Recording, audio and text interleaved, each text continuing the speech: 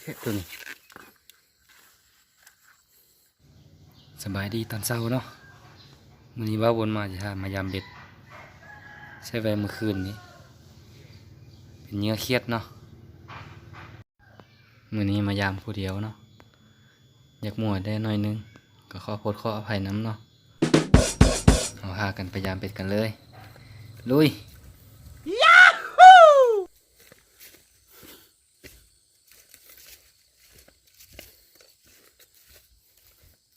บ่อตี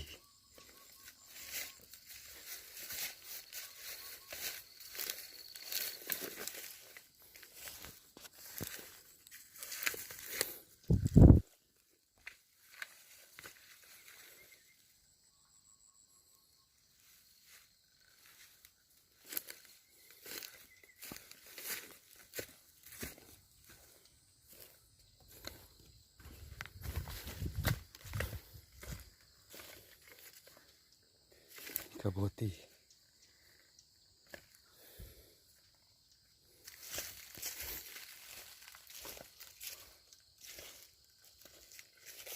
โอ้เบ็ดเสียละบ้าน Oh no! โอ้น่าจะมีตัวป่าห้อนไปแล้วเนาะ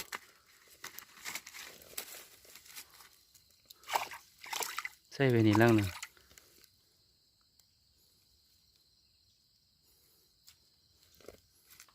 โอ้เสียไปใส่บ้านนี่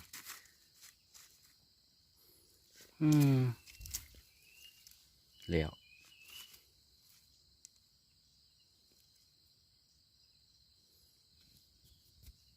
นี่เนาะหอยปลาดีนน่าจะเป็นหอยปลาพันธุ์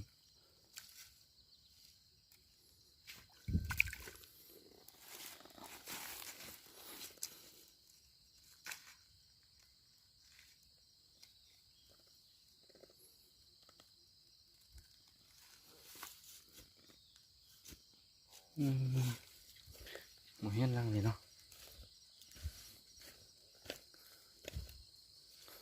โอ้ล่างนี่อยู่เพิ่งพี่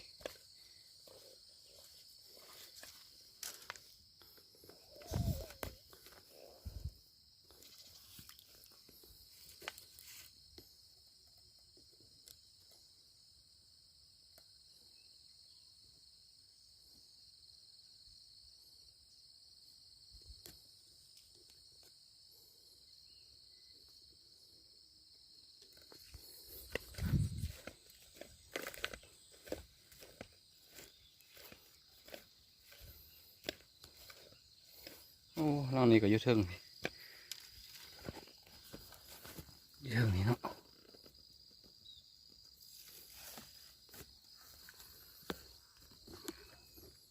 โอ้ดวงเบ็ด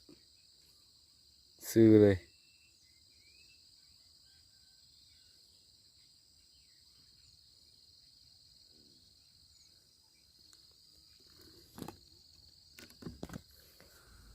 นี่เนาะอากาศยามเช้าก็จะประมาณนี้เนาะแบบนี้แหละสวรรค์บานนา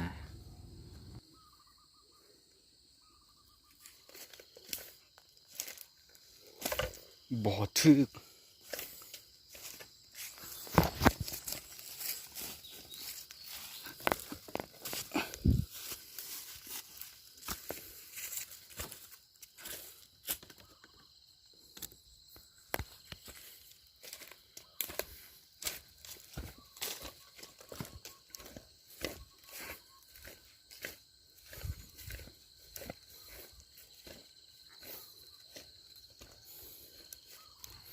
เนาะลำหนึ่ง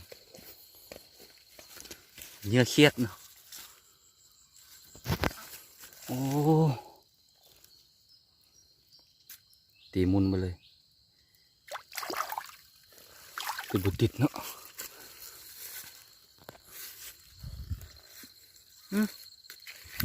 นั่งเลยโอ้ลูด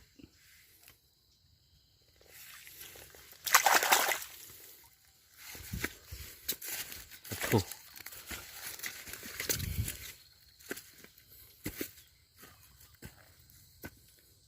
มุนบนเนาะ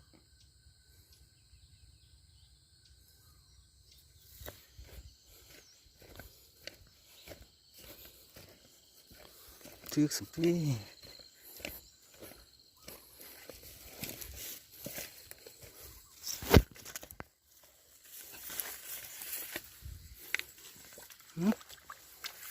แค่ตัวนี้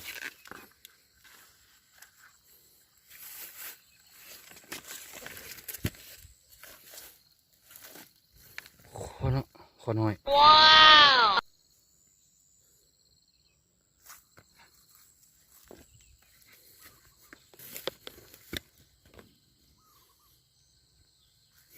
ตัวนี้เขาก็ยามเบ็ดแล้วเนาะ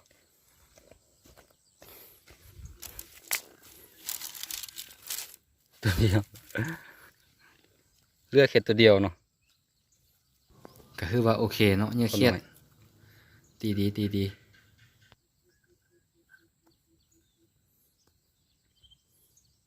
ตีไล่อยู่เนาะตีไล่โตอยู่